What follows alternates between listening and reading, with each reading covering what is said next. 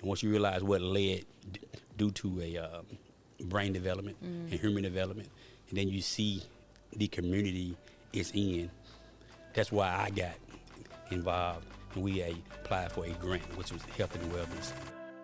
Welcome to Six Pillars in Action, a podcast that takes you inside the work, the people, and the purpose behind one of the most meaningful investments in African American communities right here in Indianapolis. In each episode, we sit down with leaders, partners, and change makers connected to the Indianapolis African American Quality of Life Initiative to talk about what's happening, why it matters, and how real transformation is taking shape across our city. Whether you're a community member, an organization doing the work, or someone who simply wants to understand how change happens, this conversation is for you. Hello, and welcome to another episode of the Six Pillars in Action podcast. I am your host, Samantha Douglas, and here we take an in-depth look at the incredible work of the IAAQLI, or the Indianapolis African American Quality of Life Initiative. I am here today with Robert Shigag of the Indianapolis Recorder, and so we'll get to hear more about, of course, you guys' incredible work. But first, we want to know just a little bit about you. So tell us, introduce yourself, tell us about you and how you got into this work. Thanks for having me. Robert Shigag, President and CEO of the Recorder Media Group. I was born and raised in Mississippi after a 24-year military career. United States Navy, retired. I moved here 10 years ago. Been entrenched in the community service work. 8 years ago, in July, coming up July, I would have been the president and CEO of the Recorder Media Group. So, wow, that's incredible. So how did you get to the Indianapolis Recorder? I've always had a passion. I'm not a journalism per se. My background is business and finance. But I always had a passion in history. I love history. I love reading. I love reading about African American stories. I love reading about just things about helping the community. So when I first came here, I was involved with another job called PACE, Public Advocate and Community Reentry. So while at PACE, I was also doing some part-time work at the Recorder, because I'm also a systems person. The military teaches you about putting systems in place to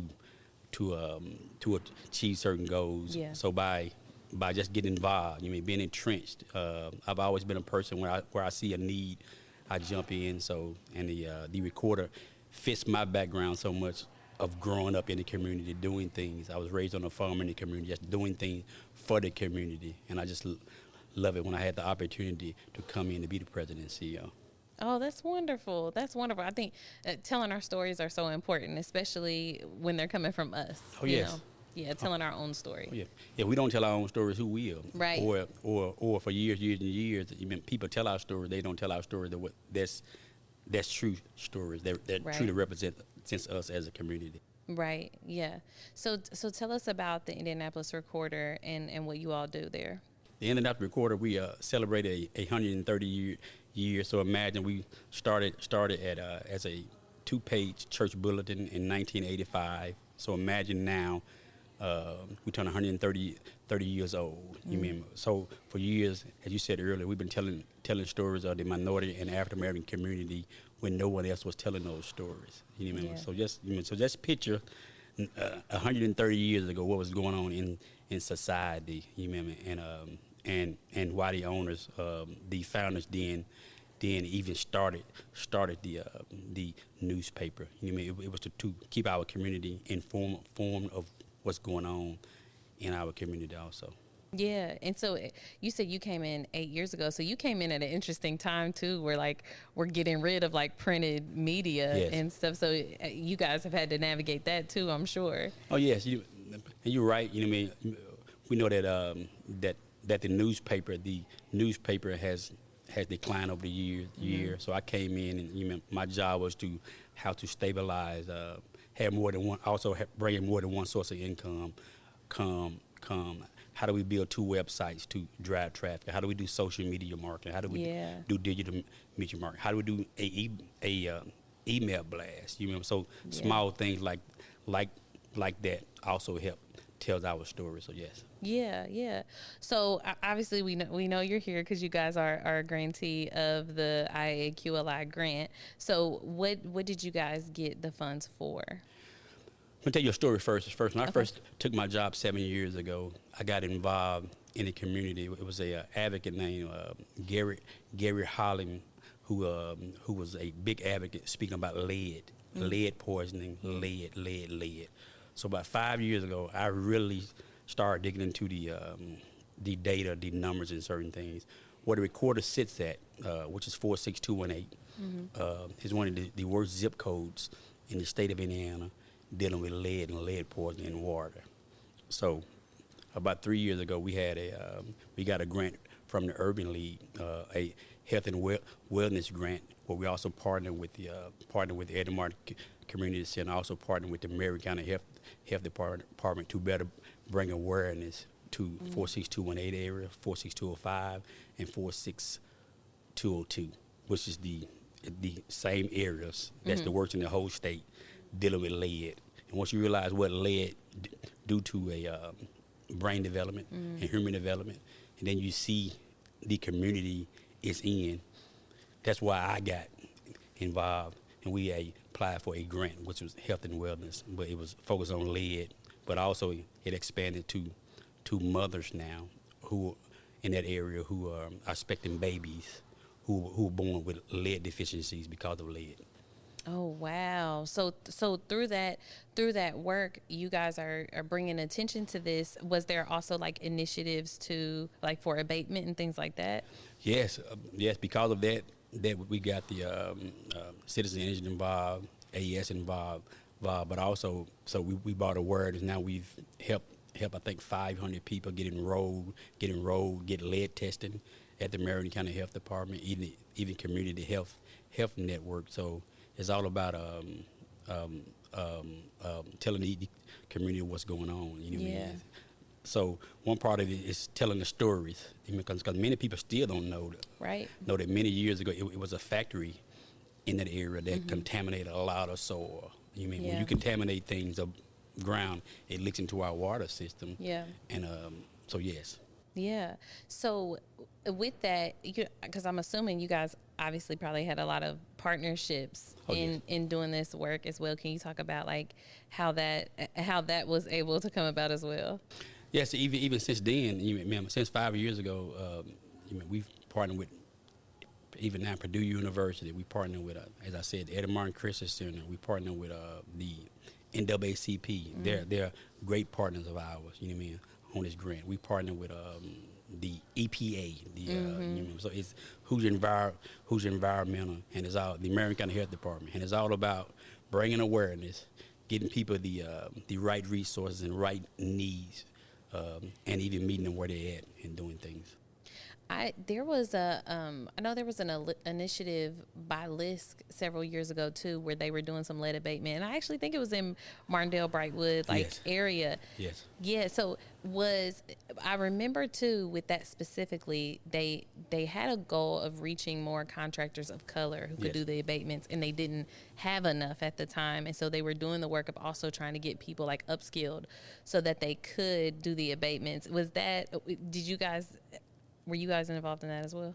I would love to think because of the story we was telling. Yeah. It led to them doing those things. It even led to Citizens Energy changing out water main, water pipes throughout certain communities. Even now, you drive on Sherman Drive and 25th Street, they're changing pipes and doing things, dealing with lead and doing certain things. Even inside of certain homes, they come in and change the paint.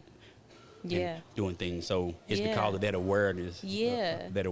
Yeah. Oh, that's so cool. So with the IAQLI funds, have you guys been recipients of multiple grant rounds? Yes. Okay. Yes. So and what have you guys done? Has it been the same things for each of the grant rounds? It's been the same thing started off, but the last time we also realized that doing the testing, it was some pregnant mothers who got tested. So we realized then that we also need to further further do that. You mean it's also it's certain things that that if a person eats like vegetables, fruits, and doing certain things it helps with lead poisoning. So because of that, we also partner now with Corteva. Corteva has a food farm, and we feed I think 50 families per week. We get them a food box out of Martindale, Martindale, at the Martin Christian Center. So it's things like that. Oh, you know, wow. you know the times we live in now even a box of food, then it's a box of protein. It goes a long way. Yeah. Do you know how many families they're able to serve with that, or they're reaching with that program? It's just the pilot. It's just 50 families. You know, Okay. it's 50 families. But yes. Okay, awesome. Yeah. Well, so in the way that you guys have been able to bring attention to these stories and these kind of issues, bring awareness, moving forward, how do you see these kind of things continuing, with or without these continued funds? Even before, as I said, even before we even receive funds for this, we've always told stories. Yeah. You know what I mean? And to me, storytelling is so key, because once you tell certain stories, now the community knows what's going on. Now we're able to also hold some of these entities, hold them accountable for not doing certain things that should have been done years ago and doing things. You know, so it's all about that. You know what I mean? Yeah. You know, if folks are resistant to that A word, that accountability word, they're resistant to that, but it's hard. You know, I love that you keep saying stories too, because it's not just data. You could just say that, you know, these are some of the worst zip codes in our state for, lead poisoning, but it's important that people actually see and hear those stories. Can you talk about that just a little bit? And the data is also, the data is also important, but you remember data what it is, but to me, when you see kids and families in need get tested for lead, doing so they have a high volume of lead, which also leads to mental conditions, which lead to kids acting out in school, which leads to kids getting expelled from school. It's a whole process that we're missing out doing things. You know what I mean? So to me, telling that whole story piece of why lead got here, why it's so important to get it removed, but also what it has affected, how it has affected, and how it has continued to affect certain communities, impoverished communities. So it's all about telling that story, because you can read, we can hear something, do something, but imagine someone basically guiding you through storytelling. Now you have a picture of all of it. Yeah. Well, that's amazing, and we appreciate the work that you all are doing, especially in those ways. I think it's so hard to begin to do things about problems that we don't know exist. Yes. Yeah. So how can people get connected to the Recorder? How can folks support? The main thing I tell people, you can go to our website, www.indianapolisrecorder.com. We have a Facebook, LinkedIn, we have our Twitter, we have TikTok. The main thing is support don't always mean monetary doing certain things. If you're out in the community, you see some story idea, or you know something that's going on in your community, reach out to us so we can better tell your story in your community. That helps not just the Recorder, but it also helps the community and everybody involved. So it's several ways to get involved, and it's just bigger than the Recorder. If it's any organization out there that needs help, help doing certain things, get involved. Even my 9-year-old son, every quarter we go to food drives, serve food, do things, because I want to show him also about giving back and serving the community. Yeah. Oh, that's beautiful. I love that. So give us the website again. And then when you say reach out, is there a form on the site or something, or can they email, or how can people let the Recorder know, come talk about this in our community? Go to IndianapolisRecorder.com. You can go to our website, and on our website it also has a link to submit something to the editor. You can go to any of our social media pages, put something in our chat saying certain things. It's a lot of ways to reach out. You know what I mean? Doing things. I just want to make sure, because people will reach out and they'll be like, "Listen, did nobody say nothing to me?" Yeah, we respond. Trust me, I make sure I stay on my team enough. We have to respond to the community, to our community needs. Well, I appreciate you. Thank you for your work. Thank you. Thank you. And we will be back with another interview and another grantee from the IAAQLI and the Six Pillars in Action podcast. Coming up next on the Six Pillars in Action podcast, we'll continue our conversation with IAAQLI leaders. And don't forget to subscribe to our podcast and visit the IAAQLI website to learn more about the incredible work being done and how you can get involved.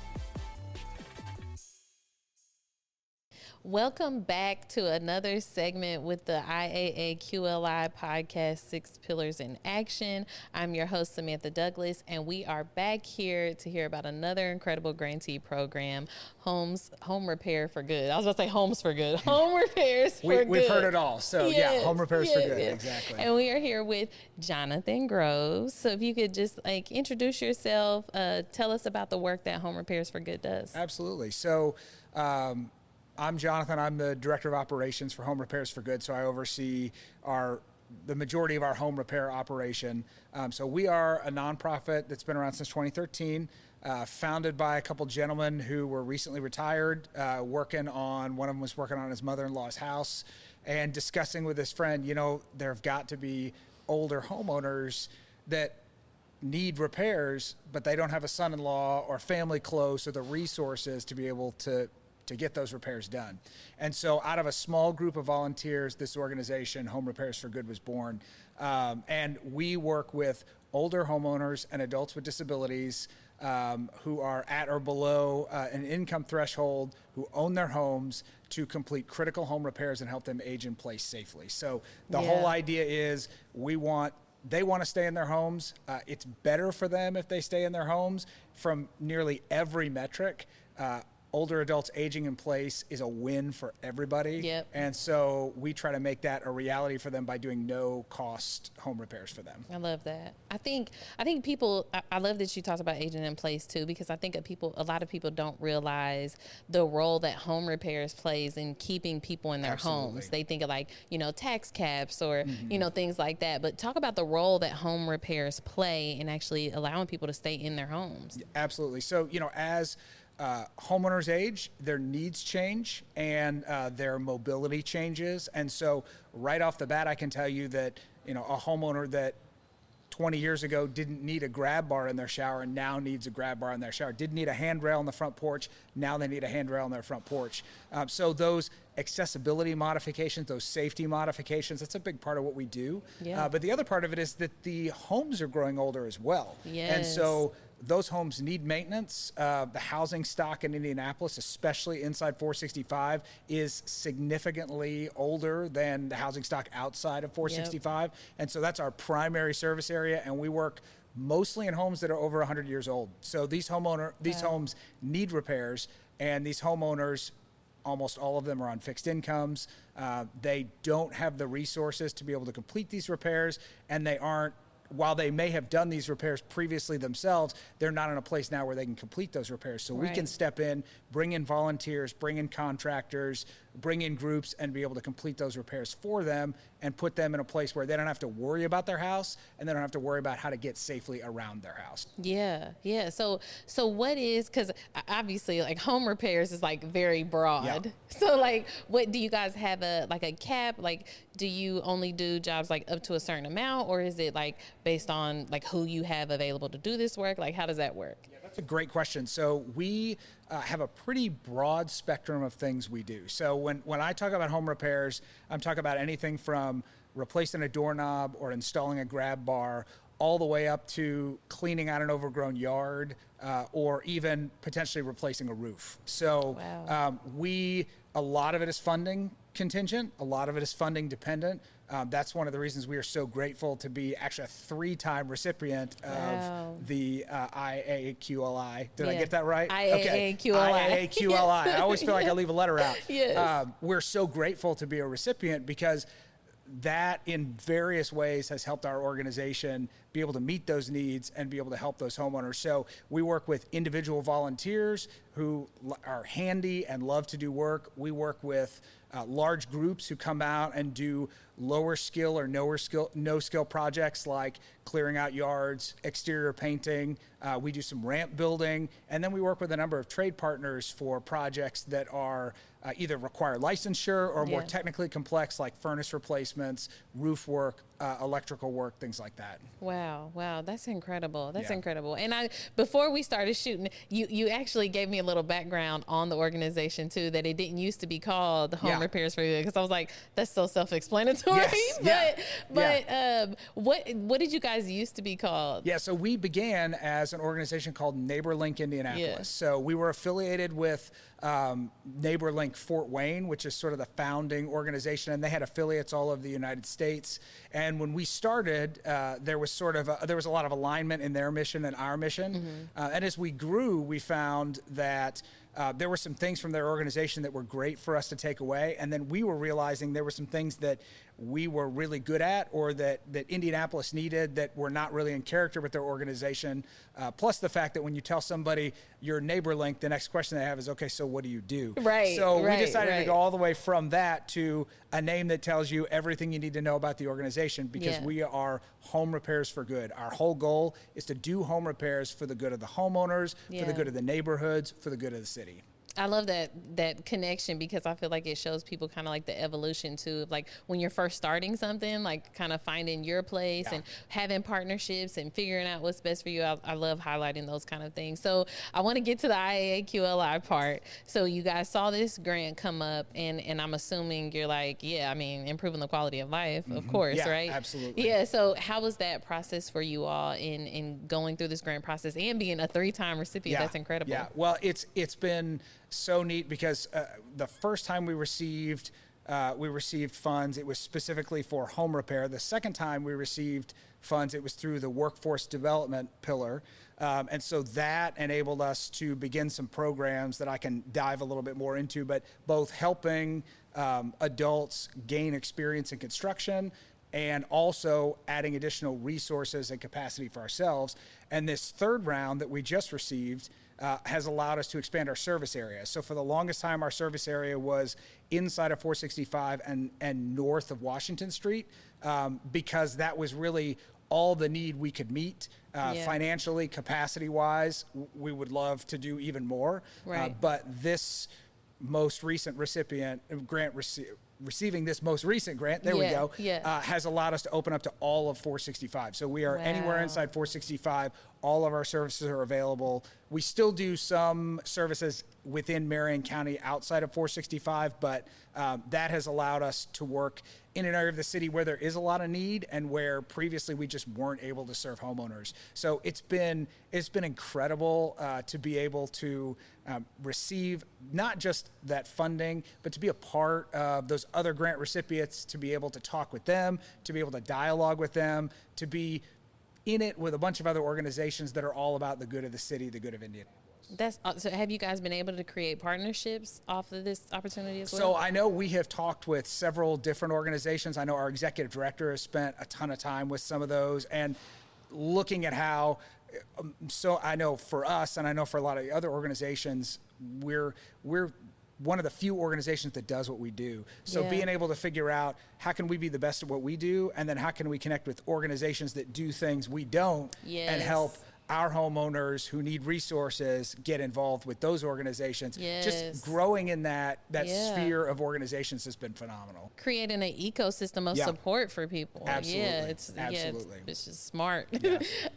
What is, because I know you guys, you said that a lot of you guys' work is contingent upon like having that support, having the grant funding. What does sustainability look like for you all, like in being able to, sustain now this expanded growth? Yeah, that's a great question. And so the workforce development pillar where we received funds is actually a big piece of that, because that allowed us to start to create some programs where we already have or are participating in another workforce development program. And so what it's allowed us to do is to begin to build internal teams with individuals who want to gain experience in construction, who show that they have some drive and motivation and gifting toward that, but really just need the instruction and the time to be able to do more work for us.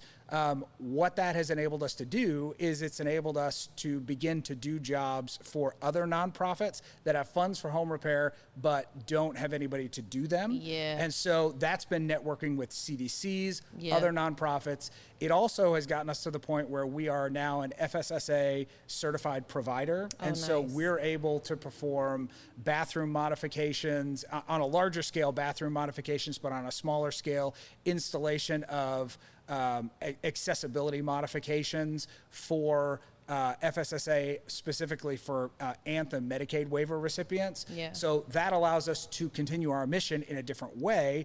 And it also puts us in a position where there's a sustainability piece, because any additional funding that comes through those allows us to sustain our nonprofit operations further. Yeah.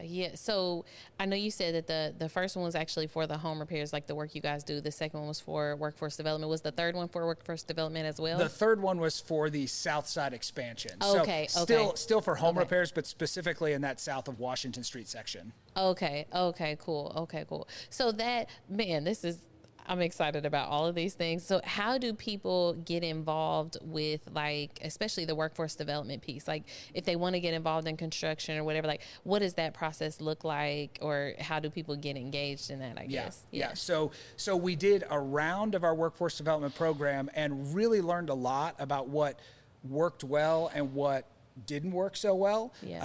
And I think it's the case with anybody who works in workforce development. They would say, it takes some time to figure that out. So currently we are structuring that program differently. There are, through our partner organizations, and specifically working with the Indiana Construction Roundtable Foundation, we have a workforce development program they have where we do the work experience piece of it. We're working on creating sort of an advanced work experience that we're going to run. And in doing that, trying to connect through partner organizations, CDCs, community centers, and be able to identify individuals who really want to get on this track but don't know how to get going, and then be able to bring them in. So that's kind of our piece right now. We had several individuals pass through that program, get a lot of certifications. We did some certifying in lead abatement, which is something that's a huge need. We did some certifications in weatherization, and so being able to properly insulate, and older homes are horribly energy inefficient. That creates not just discomfort, but high energy bills, which of course for individuals on fixed incomes is incredibly difficult to deal with. And so helping them learn how we can help solve those kind of problems for those individuals. So all those trainees who went through our program the first time left with significant credentials to be able to move on and continue to move. Our goal is to even increase the pipeline so that we can more directly be able to help them be with us for a time, learn the skills they need, and then place them in a full construction job if that's their desire. So it's, the program is still growing, but it's really exciting to see the potential there. Yeah. Oh, that's amazing. So when it comes to the home repair side, then, like, how do people engage in that way, like either to support or also to, like, actually get home repairs?